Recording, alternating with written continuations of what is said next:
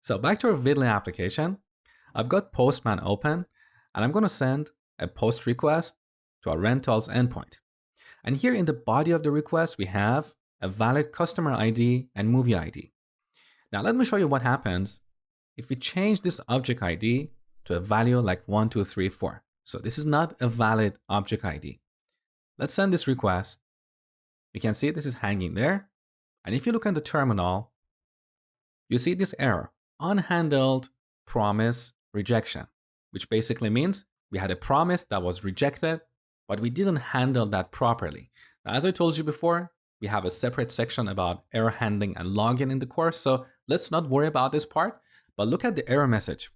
Cast to object ID failed for value 1, 2, 3, 4 at pass underline ID for model customer. This message may sound a little bit too technical or confusing, but I'm going to make it really simple for you. So here, we're talking about this model, customer, or customer class. We're talking about the ID property. In Mongoose, you see the word path because path can represent a chain of properties. For example, a customer can have address, and address can have street. So that's why we use path. Now here Mongoose is complaining that it could not cast the value 1, 2, 3, 4 to object ID. Obviously because 1, 2, 3, 4 is not a valid object ID. But the issue we have in our implementation is that first of all, we are not getting a response here. This request is hanging. We have not handled this situation properly. And we're getting this error in terminal. In this situation, when we send an invalid customer ID, we should get a 400 error. That's a bad request because the server cannot fulfill this request. So back in rentals.js, this is the handler for creating a new rental. On the top, we are validating the request, and this ensures that in our request, we have a customer ID and a movie ID, but it doesn't care if these values are valid object IDs. That exception was thrown on this line, on line 20. So when we try to find a customer by ID, if we pass an invalid object ID, that's when we get that exception. So one way to fix this problem is like this. If mongoose.types.objectID.isValid, so we pass request.body.customerID. Now if this is not valid, we're going to return the 400 error. So status 400 with a message like invalid customer. And then we have to repeat the same for validating the movie ID property.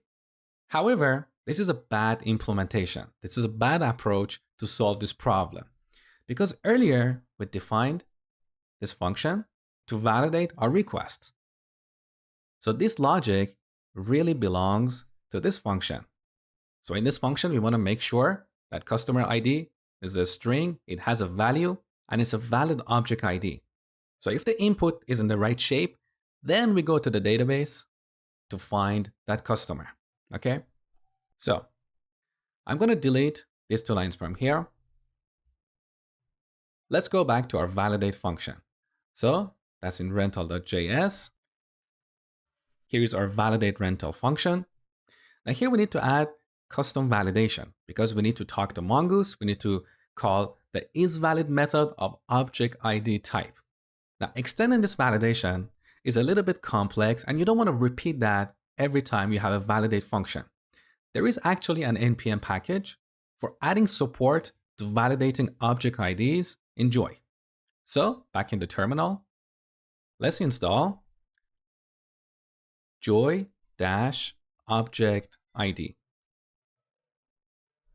So note that the current version I'm using is version 2.0.0. Now back in the code, here in rental.js, on the top, we need to load this module.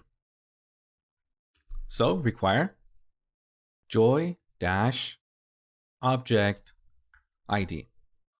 Now this returns a function.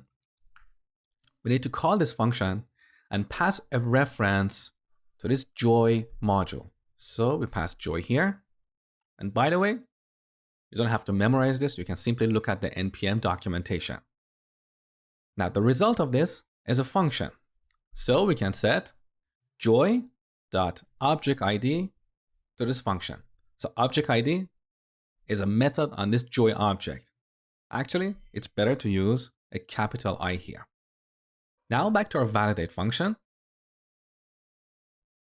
So here I'm going to change the definition of this customer ID from joy.string to joy.objectID. That's the method that we defined on top of this module, right? And it's also required. We're going to make the same change for the movie ID property. So object ID. Now, back in the terminal, let's run the application again. Here in Postman, I'm going to send a request with this invalid customer ID. Send. Okay, look, we got a bad request. Customer ID with value 1234 fails to match the required pattern. And this is a regular expression that represents a valid object ID. And if you look in the terminal, see, we no longer get that unhandled promise rejection.